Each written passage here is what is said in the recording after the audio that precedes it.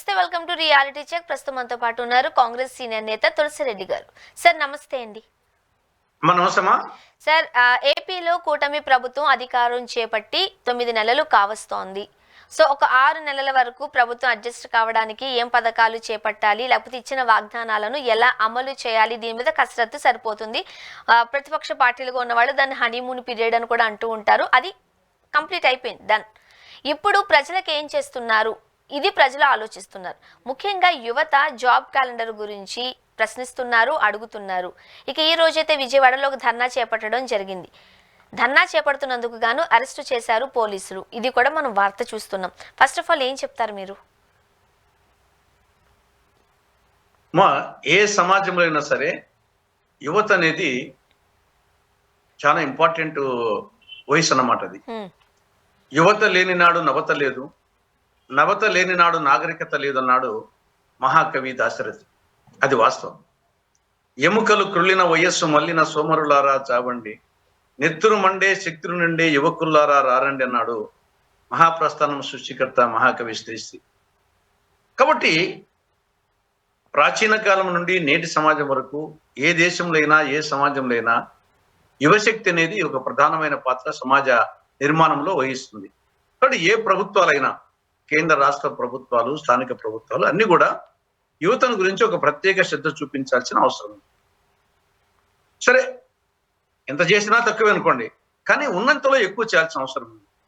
ఇప్పుడు కాంగ్రెస్ పార్టీ పరంగా ఆలోచిస్తే, ఆనాడు రాజీవ్ గాంధీ గారు ప్రధానమంత్రిగా ఉన్నప్పుడు ఎక్కువ మంది యువతను ప్రజాస్వామ్య ప్రక్రియలో, నవభారత నిర్మాణంలో భాగస్వాములు చేయాలనే లక్ష్యంతో ఈ యొక్క ఓటు హక్కు కనిష్ట వయో పరిమితిని 21 సంవత్సరాల నుండి 18 సంవత్సరాలు తగ్గించడం జరిగింది. అంటే ఒక మేజర్ స్టెప్, ఒక ప్రజాస్వామ్య ప్రక్రియలో భాగస్వామ్యం చేయడం అనేది.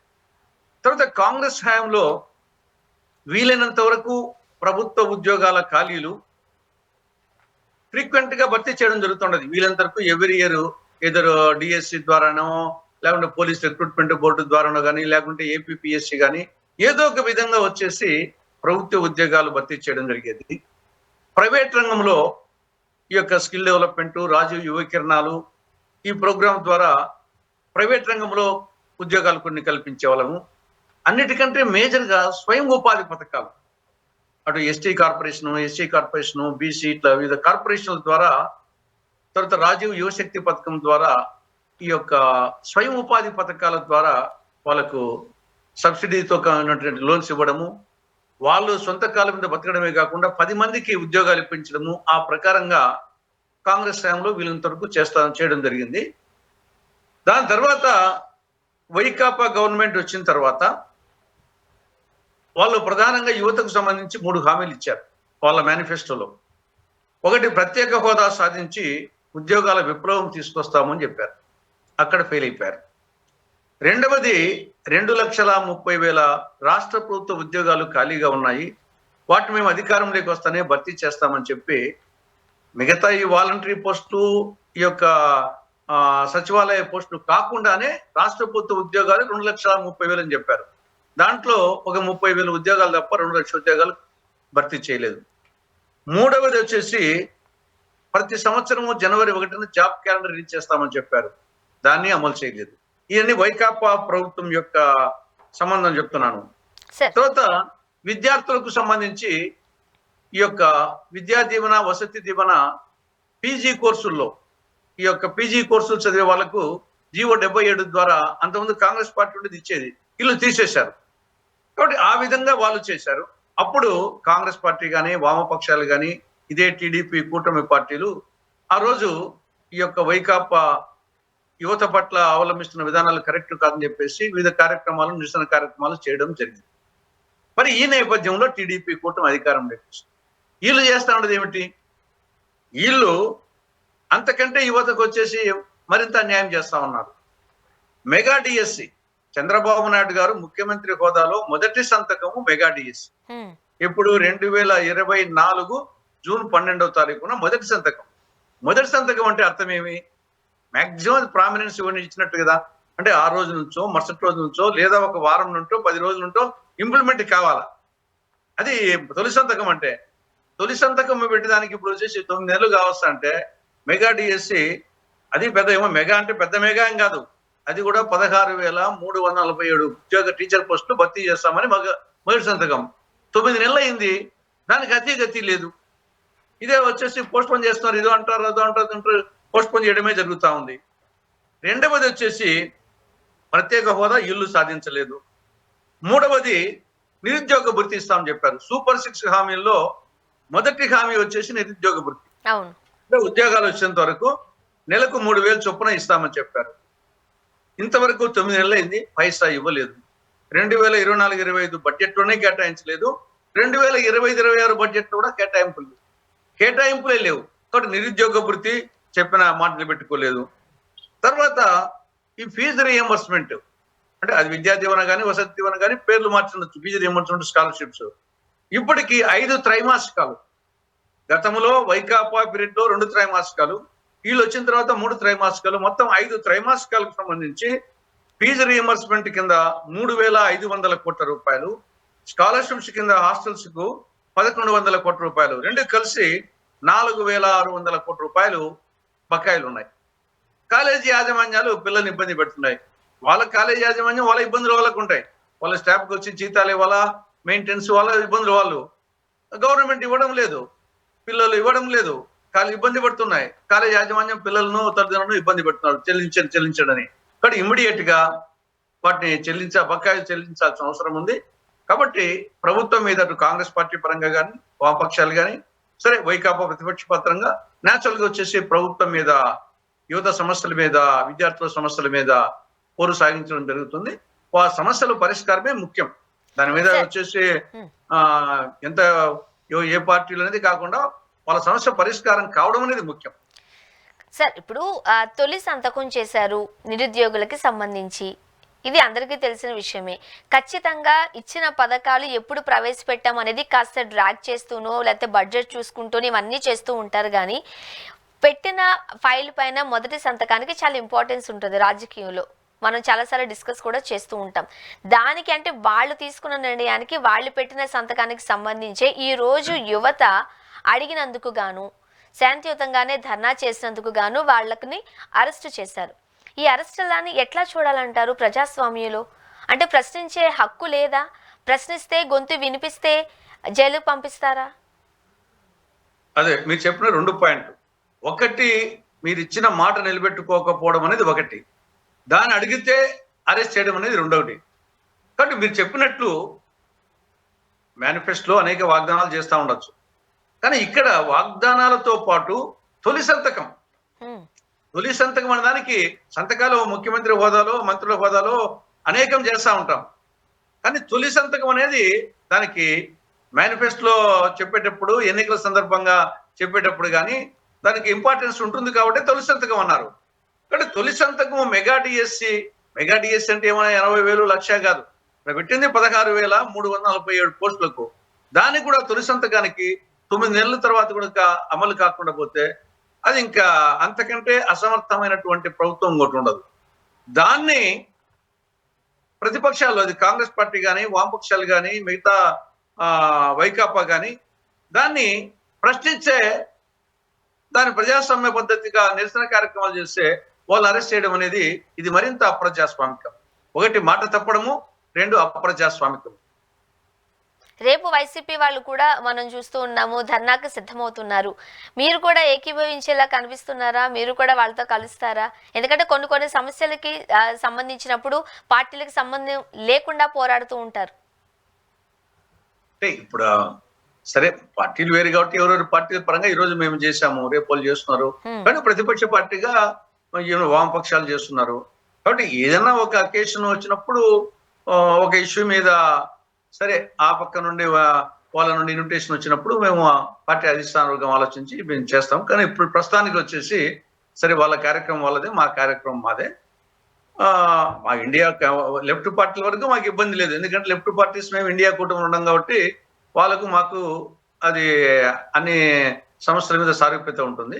వైకాపాకు సంబంధించి సరే, వాళ్ళ నుండి మాకు ఆఫర్ రావాలా, మేము ఆలోచించి దాని నిర్ణయం తీసుకుంటాం. సార్, ముఖ్యంగా ఏపీ అంతా కూడా ధర్నాల పర్వం నడుస్తోంది. ఇప్పుడు మనం జాబ్ క్యాలెండర్స్ కి సంబంధించి యూత్ చేస్తున్న ధర్నా గురించి మాట్లాడుకున్నాం. ఇక మరో ధర్నా మనం చూసినట్లయితే మరి ఇంకొక రాష్ట్రంలో ఎలాంటి పరిస్థితులు మనం చూస్తున్నామో లేదో తెలియట్లేదు, కానీ ఈ మధ్య కాలంలో ఏపీ అంతా ఇదే పరిస్థితులు మనం చూస్తున్నాం. చేస్తే ధర్నాలు, లేకపోతే అరెస్టులు, ఇదే పర్వం కొనసాగుతోంది. ఇక ఏపీలో అంగన్వాడీ టీచర్స్ ధర్నా చేస్తున్నారు. ఫస్ట్ ఆఫ్ ఆల్ ఈ ధర్నాకి సంబంధించి మీ స్పందన ఏంటండి? తర్వాత జరిగిన విషయాలను కూడా మనం మాట్లాడుకుందాం. మా అంగన్వాడీ వర్కర్స్, హెల్పర్స్ నిజంగా వాళ్ళు చేసే సేవ, వాళ్ళు ఒక తల్లిగా, ఒక నర్సుగా, ఒక టీచర్గా, ఒక డాక్టర్గా బహుముఖ పాత్రలు పోషిస్తారు. మనము ఇంట్లో ఒక చిన్న పిల్లని వచ్చేసి ఒక చిన్న బిడ్డను సాకాలంటే తల్లిదండ్రులు ఎంత అవస్థపడతారో, వాళ్ళు చేసే అల్లరికి ఒక్క బిడ్డను సాకాలంటే అవస్థపడుతుంటారు. అలాంటిది ఒక 20-30 మంది బిడ్డలను వచ్చేసి ఒక తల్లిగా లాలించాలా, తర్వాత వచ్చేసి ఒక టీచర్గా, ఇది ప్రీ స్కూల్ ఎడ్యుకేషన్ వచ్చేసి వాళ్ళకు విద్యాబుద్ధులు మామూలుగా నేర్పించాలి. పై లెవెల్లో చెప్పేదే, కానీ కింది లెవెల్లో ప్రతి ఒక్కరి మీద శ్రద్ధ తీసుకోవాలా, అది వాళ్ళకు రాయించాలా, చెప్పించాలా. కాబట్టి ఒక టీచర్గా, తర్వాత వాళ్ళకు ఇమ్యునైజేషన్ ప్రోగ్రాము, ఒక నర్సుగా, ఒక డాక్టర్గా, తర్వాత పౌష్టికాహార లోపము లేకుండా పిల్లలు వచ్చేసి వాళ్ళ యొక్క మానసికంగా డెవలప్ అయ్యడానికి. కాబట్టి బహుముఖ పాత్రలు చాలా, మనం అది చిన్న పోస్ట్ అనుకుంటాం కానీ నిజంగా చాలా పెద్ద పోస్ట్ అది వచ్చేసి అంగన్వాడీ టీచర్స్, హెల్పర్స్ ఉంది. దీన్ని 1982-83లో ఆనాడు శ్రీమతి ఇందిరాగాంధీ గారు దీన్ని భవిష్యత్తును దృష్టిలో పెట్టుకొని ఒక మెరుగైన సమాజాన్ని అందించాలన్న ఉద్దేశంతో మెయిన్ గా మనకు అప్పుడు వచ్చేసి ఈ పౌష్టికాహార లోపం ఎక్కువగా ఉండేది. బీద దేశము కాబట్టి తల్లిదండ్రులకే తినేదానికి తల్లికే తినేదానికి తిండి ఉండదు, ఇంకా బిడ్డ కూడా కష్టంగా ఉండేది. ఆ విధంగా పౌష్టికాహార లోపం వలన వాళ్ళకు మానసికంగా, శారీరకంగా ఎదుగుదల లేకపోవడము, ఇటువంటి నివారించే దానికోసము. తర్వాత ఇమ్యునైజేషన్ ప్రోగ్రాము, అప్పుడు వచ్చేసి మనకి అంటువ్యాధులు ఎక్కువగా ఉండేవి. ఇప్పుడు ఉడుకు ఇమ్యునైజేషన్ ప్రోగ్రామ్ ఉంది, అప్పుడు మరింత అవసరం ఉండేది ఆ రోజుల్లో. కాబట్టి దీన్ని దృష్టిలో పెట్టుకొని బహుముఖ ప్రయోజనం దృష్టిలో పెట్టుకొని స్థాపించడం జరిగింది. కానీ దీనికి కేంద్ర ప్రభుత్వ పథకం అయినప్పటికీ కొంత కేంద్ర ప్రభుత్వము, కొంత రాష్ట్ర ప్రభుత్వము వాళ్ళ సమస్యలు నిజంగా పరిష్కరించాల్సిన అవసరం ఉంది. గతంలో కూడా వైకాపా గవర్నమెంట్ ఉన్నప్పుడు 42 రోజులు ధర్నా చేయడం జరిగింది. ఏదో అప్పుడు కొన్ని ఫుల్ఫిల్ అయినాయో, ఇంకా ఎవరికి జీవోల రూపంలో ఉన్నాయో కానీ పెద్దగా ఫుల్ఫిల్ అయినట్టు. కాబట్టి ఇప్పుడు ప్రధానంగా వాళ్ళు డిమాండ్స్ ఏమి, ఒకటి నెలసరి గౌరవ వేతనము, అది కనీస వేతనము 26,000 రూపాయలు ఇవ్వాలి. రెండవది వచ్చేసి రిటైర్డ్ అయిపోయిన తర్వాత గ్రాట్యుటీ ఇవ్వాలి. మూడవది వచ్చేసి ఈ మినీ అంగన్వాడీ సెంటర్స్ ను మెయిన్ అంగన్వాడీ సెంటర్స్ గా మార్చండి. నాలుగవది ఈ అంగన్వాడీ టీచర్స్ కు, హెల్పర్స్ కు ఈ సంక్షేమ పథకాలు అమలు కావాలి. వీళ్ళు ఉద్యోగులని పేరుతో వీళ్ళకు మిగతా సంక్షేమ పథకాలు ఏ అమలు కావడం లేదు వీళ్ళకు. ఇది హౌసింగ్ కానీ ఇంకోటి కానీ ఇవన్నీ. కాబట్టి సంక్షేమ పథకాలు కూడా మాకు కూడా అమలు చేయండి. తర్వాత ఉద్యోగస్తులు చనిపోయినప్పుడు ఈ మట్టి ఖర్చులకు గాను 20,000 ఇవ్వండి. తర్వాత చాలా చోట్ల ఈ అంగన్వాడీ సెంటర్స్ రెంటెడ్ బిల్డింగ్స్ ఉన్నాయి, అద్దెకు ఉన్నాయి. ఆ అద్దె బిల్డింగ్ అద్దె చెల్లించలేక వాళ్ళు వేకెట్ చేయమంటుంటారు, మళ్ళీ వేరే చూసుకోండి కష్టం. కాబట్టి అటువంటి అద్దె చెల్లింపులు ఉంటే ఇవ్వండి. తర్వాత వాళ్ళ టీఏ బిల్స్ ఉంటే ఇవ్వండి. తర్వాత మెనూ ఛార్జెస్ చాలా మంది పెంచలేదు, మెనూ ఛార్జెస్ పెంచండి. ఇవి వాళ్ళ ఇష్యూసే కాకుండా పిల్లల ఇష్యూస్, ఓవరాల్ గా ఐసిడిఎస్ బాగా పనిచేయాలనే ఉద్దేశంతో వాళ్ళ డిమాండ్స్ అన్ని న్యాయసమ్మతమైనటివి. ఖచ్చితంగా వాళ్ళ సమస్యలు పరిష్కరించాల్సిన అవసరము ఏ గవర్నమెంట్ కన్నా ఉంది. గత గవర్నమెంట్ కన్నా, ఈ గవర్నమెంట్ కన్నా, కాంగ్రెస్ గవర్నమెంట్ కన్నా ఖచ్చితంగా వచ్చేసి దాన్ని కన్సిడర్ చేయాల్సిందే. సార్, ముఖ్యంగా ఇప్పుడు మనం అంగన్వాడీ వాళ్ళ గురించి మాట్లాడుతున్నప్పుడు ఒక టీచర్ని బెదిరించడంతో ఫాతిమా బేగం అన్న ఒక టీచరు సూసైడ్ చేసుకున్నారట. ఇప్పుడు మీరు చెప్పారు, ఒక తల్లిగా, ఒక టీచర్గా పిల్లలకి విద్యాబుద్ధులు నేర్పిస్తూ ఉంటారు, మంచి పౌష్టికాహారం ఇస్తూ ఉంటారు. నిజం చెప్పంటే వాళ్ళ బిడ్డలను కూడా ఏ పక్కింటోళ్ళకో లేకపోతే అత్తగారికో అప్పచెప్పి పక్క వాళ్ళ పిల్లను చూసుకోవడానికి, కన్న తల్లి ప్రేమను అందించడానికి వాళ్ళు వస్తూ ఉంటారు. వాళ్ళకేం వేలల్లో జీతాలు లేవు. ఇది ఖచ్చితంగా మనం అర్థం చేసుకోవాల్సింది. లక్షల జీతాలు వాళ్ళవి కాదు. వాళ్ళు చేసే శ్రమకి వాళ్ళకి ఇస్తున్న జీతం చాలా తక్కువ. బట్ వాళ్ళు అడుగుతుంటుంటే ఆ చిన్న ఉద్యోగస్తులను కూడా బెదిరించి, ఇప్పుడు మీరు ఒక లిస్ట్ చెప్పారు, ఒక 6-7 టాపిక్స్తో, పాయింట్స్తో. అందులో ఏది ఇది అవసరం లేదులే రేపు చేద్దాంలే అనుకునేది ఏదీ లేదు. అవును. పైగా వాళ్ళకి బెదిరింపులు, ఆ చిన్న ప్రాణం ఆత్మహత్య చేసుకునేదాకా వెళుతూ ఉన్నారు. ఏం జరుగుతుంది రాష్ట్రంలో? చిన్న చిన్న ఉద్యోగస్తులను కూడా కాపాడుకోలేమా మనం? చాలా బాధాకరం. ఎందుకంటే ఇప్పుడు వాళ్ళు అనేక సంవత్సరాలుగా దాంట్లో పనిచేస్తుంటారు. వాళ్ళకి ఇంకా మీరు చెప్పినట్టు ఆ ఇస్తా ఉండేదే చాలా తక్కువ. కనీసం దాని మీద వాళ్ళ కుటుంబం జీవనాధారం కుటుంబం దాని మీద బతా ఉంది. అటువంటి వాళ్ళను ఈ యొక్క ప్రభుత్వాలు మారుతానే ఈ యొక్క వచ్చేసి మొత్తం ఈ యొక్క అంగన్వాడీ సెంటర్స్ మీద, ఆశా వర్కర్ల మీద, డీలర్స్ మీద వీళ్ళ మీద పడడము, వాళ్ళని వచ్చేసి తీసేయడము, మా వాళ్ళని వేసుకోవాలని చెప్పడము. మీ వాళ్ళకి వచ్చేసి కొత్త పదవులు వచ్చి ఇవ్వచ్చు కానీ ఉన్న వాళ్ళని తీసేయడం అనేది అది మీరు ఆ పార్టీ వాళ్ళు, మీకు ఆ పార్టీ హయాంలో వచ్చాయి కాబట్టి మీరు ఆ పార్టీ వాళ్ళు. ఇది చాలా అన్యాయం. ఇది ప్రజాస్వామ్యంలో ఈ ప్రకారం అయితే ఎవరికి అభద్రతా భావం, నిరంతరము అభద్రతా భావంతో పాము నీడలో బతికినట్టు ఎప్పుడు ఉద్యోగాలు పోతాయో అనే భయంతో వచ్చేసి నిరంతరం వాళ్ళు చేసేదే కష్టం తక్కువ జీతానికి. దానికి తోడు ఈ అభద్రతా భావంతో నిరంతరము మానసిక వేదనకు గురవుతున్నారు. కాబట్టి మీరు చెప్పినట్లు కొందరు వచ్చేసి ఆ మానసిక వేదన భరించలేక ఆత్మహత్య చేసుకునే స్థాయికి కూడా పోతున్నారు. ఇది అధికార పార్టీకి, ఉండే కూటమి పార్టీలకు ఏమాత్రం మంచిది కాదు. ఇది ముఖ్యంగా 9 నెలలైందే సార్ కూటమి ప్రభుత్వం అధికారంలోకి వచ్చి 9 నెలలైంది. దీంట్లో అంగన్వాడీ టీచర్లు ధర్నాకు దిగారు. యూత్ ఎవరైతే పిల్లలు ఉన్నారో వాళ్ళు ఉద్యోగాల కోసం ధర్నాకు దిగారు. మొన్నటి వరకు నిరాహార దీక్షలు అంటూ బయట ఉండిన వాలంటీర్స్ పరిస్థితి వాళ్ళు ఎక్కడున్నారో కూడా తెలియదు. ఆ ప్రభుత్వం 5,000 ఇస్తుందంటే మేము 10,000 ఇస్తామన్నారు. తర్వాత తూచి అదిలేదు ఇది లేదు అన్నారు. అంటే ప్రతి వ్యవస్థ ఈ రోజు రోడ్డు మీదకి వచ్చి పోరాడాల్సిన పరిస్థితి. ఒకవేళ పోరాడి వాయిస్ వినిపిస్తుంటుంటే అరెస్టులు చేస్తున్న పరిస్థితి. ఏంటి అసలు ఎలాంటి పరిపాలన ఏపీలో కొనసాగుతుంది అంటారు? ఇలాగైతే ఇంకొక 4.5 ఏళ్ళు భరించాల్సిందైన ఏపీ ప్రజలు.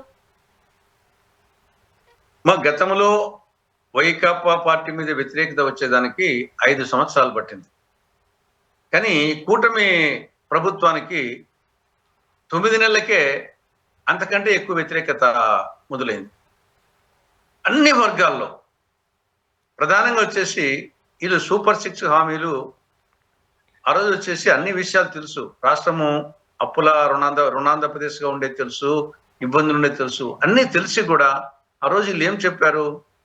మేము సంపద సృష్టిస్తాము, సంపద సృష్టించే కెపాసిటీ మాకుంది కాబట్టి మేము ఆ సంపద సృష్టి ద్వారా ఆల్రెడీ ఉన్న పథకాలను కంటిన్యూ చేస్తాము, దానికి అదనంగా సూపర్ 6 పథకాలను అమలు చేస్తాము, తర్వాత అప్పులు ఎక్కువ చెయ్యము వాళ్ళ తిన్నా, 4వది వచ్చేసి బాధుడు కార్యక్రమం, పన్నులు కానీ ఛార్జీలు కానీ ఇవన్నీ పెంచము, ఇంకా తగ్గిస్తాము. ఇవి ప్రధానంగా ఎన్నికల ముందు ఎన్నికల ప్రసంగాలు చెప్పారు, మేనిఫెస్టో చెప్పారు, సూపర్ 6 హామీలు చెప్పారు. న్యాచురల్ గా చెప్పిన తర్వాత దాన్ని నమ్మారు, ప్రజలు ఓట్లు వేశారు, గెలిచిన అధికారానికి వచ్చిన తర్వాత మరి ఇంప్లిమెంట్ చేయాలి కదా. పోనీ 1-2 నెలలు అంటే ఇంకా టైం ఇస్తామని అనుకోవచ్చు. 9 నెలలు అయింది. తర్వాత ముఖ్యమంత్రి ఆయన కొత్తగా వచ్చాడు ముఖ్యమంత్రిగా అనుకుంటే అది కూడా కాదు, 14 సంవత్సరాల పాటు ముఖ్యమంత్రిగా. కాబట్టి అనుభవం ఉన్న ముఖ్యమంత్రి, టైం కూడా 9 నెలలు ఇచ్చారు. ఇప్పటికి కూడా మిగతా హామీలు దేవుడు సూపర్ 6 హామీల్లో నిరుద్యోగ భృతి ఇవ్వలేదు, తర్వాత అన్నదాత సుఖీభా పథకము అమలు చేయలేదు, తర్వాత తల్లికి వందనం పథకము అమలు చేయలేదు, మహిళలకు సంబంధించి ఉచిత బస్సు ప్రయాణము అమలు చేయలేదు, తర్వాత ఆడబిడ్డ నిధి కింద 19 నుండి 59 సంవత్సరాల మధ్య వయసు ఉండే మహిళలకు పెన్షన్ అనేది అది ఇవ్వలేదు, ఎస్సీ ఎస్టీ బీసీ ముస్లిం మైనార్టీలకు వాళ్ళకు 50 ఏళ్ళకే పెన్షన్ అంటూ అది ఇవ్వలేదు. కాబట్టి ఏది సూపర్ 6 పథకాలు అమలు చేయడం లేదు. తర్వాత బాధుడు కార్యక్రమం, ఒక్క సర్దుబాటు ఛార్జీలు, విద్యుత్ సర్దుబాటు ఛార్జీల పేరుతోనే 15,485 కోట్ల రూపాయలు అదనపు భారం వేయడం జరిగింది. తర్వాత రిజిస్ట్రేషన్ ఛార్జీలు 20% పెంచడం జరిగింది. తర్వాత మద్యం బాటిల్ మీద 10 రూపాయలు పెంచడం జరిగింది. ఒకవైపు బాధుడు కార్యక్రమం. తర్వాత వచ్చేసి అప్పులు గతానికంటే ఎక్కువ చేస్తున్నారు. ఈ సంవత్సరం 2024-25 సంవత్సరంలోనే 94,486 కోట్ల రూపాయలు కేవలం డైరెక్ట్ అప్పు, ఇండైరెక్ట్ అప్పు కాకుండా డైరెక్ట్ అప్పే చేయడం జరిగింది. అంటే అంతకుముందు సంవత్సరానికంటే 2023-24 కంటే దాదాపు 12,000 కోట్లు ఎక్కువ చేయడం జరిగింది. 2025-26లో 1,04,325 కోట్లు అప్పు చేస్తామని దర్జాగా బడ్జెట్ చూపించారు. కాబట్టి రాష్ట్రాన్ని అప్పుల కుప్ప చేస్తున్నారు. మరోవైపు వచ్చేసి సూపర్ 6 పథకాలు అమలు చేయలేదు. మరొక వైపు మిగతా పథకాలు అమలు చేయలేదు. మరొక వైపు బాధుడు కార్యక్రమం చేస్తున్నారు. నేచురల్ గా అన్ని వర్గాల్లో అసంతృప్తి తారాస్థాయికి వచ్చింది.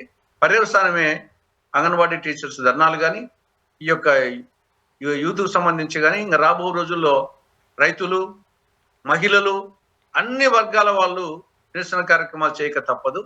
ఈ ప్రభుత్వము ఇప్పటికైనా మేల్కొని మీరు ఇచ్చిన హామీలను వెంటనే ఇంప్లిమెంట్ చేయాల్సిన అవసరం ఉందనేది కాంగ్రెస్ పార్టీ అభిప్రాయం. సార్ నెక్స్ట్ మనం విజయసాయి రెడ్డి గారికి సిఐడి రేపు విచారణకు రావాలంటూ నోటీసులు జారీ చేశారు. కాకినాడ పోర్ట్ ఇష్యూకి సంబంధించి ఏం చెప్తారు, మీ స్పందన ఏంటి? ఖచ్చితంగా పోవాలి కదమ్మా. మరి వచ్చేసి వాళ్ళు వచ్చేసి నోటీసులు ఇచ్చారు కాబట్టి పోవాల్సిందే. పోయిన తర్వాత మరి ఆయన ఏం చెప్తాడో చూడాలా. మరి ఆయనకి ఏం సంబంధం లేకుంటే ఉండింది చెప్పాలా, వాస్తవాలు చెప్తే సరిపోతుంది. మరి వాళ్ళ దగ్గర సమాచారం సరే ఏది ఏమైనా జరిగింది ఎప్పుడో జరిగినా కానీ తప్పదు కదా. చట్టం తన పని తాను చేసుకోవాల్సింది. అది రాజకీయాల్లో ఉన్నాడా, వ్యవసాయం చేసుకుంటున్నాడా అనేది కాదు కదా. నిజంగా దాంట్లో తప్పు జరిగింటే, దానికి ఎవిడెన్స్ ఉంటే ఖచ్చితంగా ఆ యొక్క ఇంటర్వ్యూలో మరి ఏం చెప్తాడో అది ఆయన పాత్ర ఉంటే కనుక తప్పకుండా వచ్చేసి చట్టం తన పని తాను చేసుకుపోతుంది. సరే, మరి ముఖ్యంగా కూటమిగా ఉన్నప్పటికీ జనసేన అధినేత పవన్ కళ్యాణ్ గారు చంద్రబాబు నాయుడు గారు ఏం చెబితే దానికే తలాడిస్తున్నారు. ఒక నెలకు 50 కోట్ల వరకు ఆయనకు అందుతున్నాయి కాబట్టి ఆయన ఫాలో అయిపోతున్నారంటూ దువ్వాడ గారు ఒక కమెంట్ చేశారు. దాని కొరకంటూ ఆయన్ని అరెస్ట్ చేయబోతున్నారంటూ ఒక వార్త. ఏం చెప్తారు? అంటే అరెస్టులో ఇదొక అరెస్టు. ఇప్పుడు దీన్ని 4-5 కోణాల్లో విశ్లేషించాలా. సరే, ఆయన వచ్చేసి దువ్వాడ సరే ప్రజాస్వామ్యంలో అంత రాజ్యాంగంలో ఆర్టికల్ 19 బట్టి భావ ప్రకటన స్వేచ్ఛ రూపంలో ఆయన అనిండొచ్చు. ఇంకా ఆయనకి విన్నారో లేకుంటే ఏమన్నా చెప్పింటే ఉండొచ్చు. ఇంకా దానికి వచ్చేసి కేసు పెట్టకపోతే ఇంక వచ్చేసి నోటికి పెదాలకు వచ్చేసి సూత్తో కుట్టుకోవాలి. వచ్చేసి ఏం మాట్లాడాల్సిన అవసరం, ఇప్పుడు మనం మాట్లాడుతున్నాం, మనం కూడా మాట్లాడాల్సిన అవసరం ఉండదు వచ్చేసి. కానీ ప్రధానికి కేసు పెట్టడం అంటే అది ఇంకా భావ ప్రకటన స్వేచ్ఛకు విఘాతం కలుగుతుంది. అది ఒక యాంగిల్. రెండవది, సరే ఆయన చెప్పినట్లు అది ఇస్తున్నారా లేదా అనేది నాకు తెలియదు ఆ విషయం. ఎందుకంటే అది వచ్చేసి బహుశా నేను వచ్చేసి ఎన్నికలప్పుడు ఇచ్చిండొచ్చేమో, కానీ ఇప్పుడు ఈ ప్రకారం ఎన్నికలప్పుడు క్యాండిడేట్స్ కు వాళ్ళ క్యాండిడేట్స్ కూడా ఈయన ఇచ్చిండొచ్చేమో టీడీపీ వాళ్ళు. అంతే తప్పని చేసి ఇట్లా ఈ విధంగా ఈయన చెప్పినట్టు నేను అనుకోవడం లేదు. మూడవది వచ్చేసి నాకు తెలిసి చంద్రబాబు నాయుడు గారు చెప్పినట్లు పవన్ కళ్యాణ్ వింటున్నారని చెప్పేసి అనుకోవడం లే. అనేక సందర్భాల్లో చూసాం. ఈ యొక్క తిరుపతికి వచ్చేసి కల్తీ లడ్డు విషయంలో కానీ, తర్వాత తిరుపతిలో అప్పుడు తోపులాటప్పుడు జరిగినటువంటి మృతుల సంబంధంగా కానీ, లేదా వచ్చేసి అనిత విషయంలో ఈయన మాట్లాడడం కానీ, అనేక సందర్భాల్లో చంద్రబాబు నాయుడు చెప్పినట్టు కాదు, చంద్రబాబు నాయుడికి వ్యతిరేకంగా పనిచేస్తున్నట్టుగా తెలుస్తా ఉంది వచ్చేసి ఈ యొక్క సనాతన ధర్మం అని చెప్పేసి. కాబట్టి నేను ఏదో చంద్రబాబు నాయుడు చెప్పినట్టుగా ఆయన వింటున్నాను అనుకోవడంలే. ఆయన ఏదో తన ఇండివిజువాలిటీ నిలుపుకోవాలా, తర్వాత భవిష్యత్తులో వచ్చేసి ఆయన పార్టీ పెట్టిందే వచ్చేసి సొంతంగా అధికారంలోకి రావాలని. కానీ ఆ పరిస్థితి లేదు. జగన్మోహన్ రెడ్డి భయంతో మన పొత్తు పెట్టుకున్నాడు ఎన్నికలకు ముందు, అంతే తప్ప ఆయనకి ఏం వచ్చేసి చంద్రబాబు నాయుడుతో టీడీపీని అంతకుముందు ఘాటుగా తిట్టినాడే కదా. టీడీపీని అమరావతి రాజధాని విషయంలో ఘాటుగా తిట్టినాడు. బీజేపీని అయితే ఇంకా ఎక్కువ తిట్టినాడు, అంటే విమర్శించాడు. ఏమని? బీజేపీ వచ్చేసి హిందీ వాళ్ళ పార్టీ, ఇది నార్త్ ఇండియా వాళ్ళ పార్టీ, వాళ్ళు ఈ విధంగా చేస్తే సౌత్ ఇండియాకు నిధులు ఇవ్వడం లేదు, సౌత్ ఇండియా దేశంలో విడిపోవాల్సిన పరిస్థితులు వస్తాయి వాళ్ళు చేసి అని చెప్పేసి చాలా ఘాటుగా బీజేపీని విమర్శించాడు, టీడీపీని విమర్శించాడు. కాబట్టి నేను ఏదో చంద్రబాబు నాయుడు చెప్పినట్టు పవన్ కళ్యాణ్ వింటున్నాయి అనుకోవడం లేదు. ఆయన ఒక అపరిచితుడు. ఆయన స్టెబిలిటీ ఉండే మనిషి కాదు, స్థిరత్వం లేదు. ఆయన ఎప్పుడు మాట్లాడుతూ ఆయన ఏం మాట్లాడుతూ ఆయనకే తెలియదు. కాబట్టి నేను చంద్రబాబు నాయుడు చెప్పినట్టు ఆయన వింటాడని అనుకోవడం లేదు. నెక్స్ట్ మీరు ఎమ్మెల్సీ నామినేషన్ కి సంబంధించి ఏం చెప్తారు సార్? ప్రస్తుతం సామాజిక మాధ్యమాలలో ఒక వార్త వైరల్ అవుతుంది. ఇంకా కుటుంబ పదవులు ఇచ్చుకుంటూ పోతే కొత్త తరానికి కొత్త వాళ్ళకి ఎప్పుడు ఛాన్స్ దొరుకుతుంది అని పవన్ కళ్యాణ్ గారు అనడం, ఈరోజు నాగబాబు గారిని అందరినీ కాదు అని ఎమ్మెల్సీల అంటే నామినేషన్ వేయడానికి చేయడం.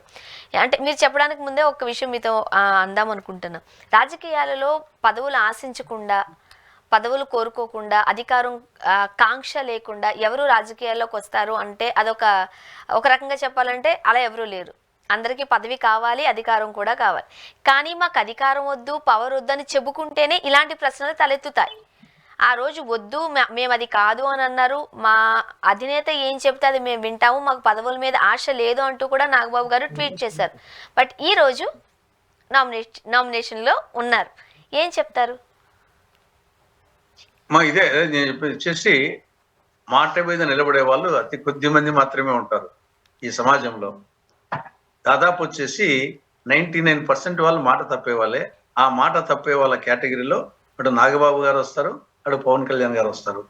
బట్ డెఫినెట్ గా ఇప్పుడు వచ్చింది ఒక సీటు వాళ్ళకు, జనసేన పార్టీకి ఇచ్చింది ఒకటి. ఆల్రెడీ వచ్చేసి పవన్ కళ్యాణ్ గారు డిప్యూటీ చీఫ్ మినిస్టర్ గా ఉన్నాడు. ఆ వచ్చిన ఒక్క సీటు నాగబాబు గారికి ఇవ్వాలనా? కాబట్టి డెఫినెట్ గా వచ్చేసి సరే నాగబాబు ఇవ్వకూడదా అని ఇంకొక ఆలోచించవచ్చు. ఆయనకే ఇవ్వాలన్నా, వేరే వాళ్ళేరా అనే యాంగిల్ కూడా వస్తుంది. ఉన్నది ఒక సీటే. ఒక సీట్ వచ్చినప్పుడు అదే ఆయనకు వచ్చేసి ఆయనకు పవన్ కళ్యాణ్ సోదరునిగా దానికన్నా ఎమ్మెల్సీ గొప్ప ఏం కాదు ఆయన వరకు. కానీ అది మిగతా వాళ్ళకు చాలా పెద్దది. నాగబాబు విషయానికి ఎమ్మెల్సీ గొప్పది కాదు. ఎందుకంటే పవన్ కళ్యాణ్ సోదరునిగా, ఒక సినిమా స్టార్గా, కానీ వేరే వాళ్ళకి వచ్చేసి అది గొప్ప. కాబట్టి ఆ కోణంలో ఆలోచించినప్పుడు నాగబాబు గారికి కాకుండా గతంలో చెప్పిన మాట ప్రకారమైనా కానీ, లేకుంటే వాస్తవం ఆలోచించినా కానీ, అది ఆయనకంటే వేరే వాళ్ళకి ఇచ్చింటే డెఫినెట్ గా వచ్చేసి పవన్ కళ్యాణ్ ఇమేజ్ పెరిగిండేది, నాగబాబు ఇమేజ్ పెరిగిండేది. నాగబాబు ఆయన స్వయంగా నాకు వద్దు, వేరే వాళ్ళకి ఏంటి, ఏమి నాకు ఆ పదవి ఉంటేనేమి లేకుంటేనేమి, నాగబాబే, వేరే వాళ్ళకి ఇవ్వండి, వాళ్ళన సొసైటీలో ఒక మంచి పేరు వస్తుందని చెప్పేసి చెప్పింటే కన్నా అది వాళ్ళ ఇమేజ్ పెరిగిండేది. కాబట్టి ఆ విధంగా వీళ్ళు వచ్చేసి ఊరికి పైకి ఏమో సామాజిక న్యాయము, సనాతన ధర్మము, ఇది నా సనాతన ధర్మం చెప్పింది, అన్నకు సీటు ఇవ్వమని, ఇది సామాజిక న్యాయము, ఇది సనాతన ధర్మం అవుతుంది. కాబట్టి అది డెఫినెట్ గా క్రిస్టిజంకు దారి తీస్తుంది. మరి నాగబాబు వచ్చేసి అర్హుడు కాదా అంటే అర్హుడే. కానీ అనేక మంది ఉన్నారు కదా, అది అనేక మందికి వాళ్ళలో వచ్చిన చోటు వాళ్ళకి ఇచ్చింటే మీ గౌరవం పెరిగిండేదని నా అభిప్రాయం. తర్వాత ఇంకా మిగతా వాళ్ళకు కూడా అంటే మొత్తం 5 సీట్లలో 3 టీడీపీ, 1 జనసేన, 1 బీజేపీ. టీడీపీకి సంబంధించి సరే ఓవరాల్ గా సీట్లు పరిమితము, ఆశావకులు అపరిమితము. బట్ అందరినీ సాటిస్ఫై చేయడము ఏ ముఖ్యమంత్రికైనా, ఏ పార్టీకైనా ఇబ్బందికరమే.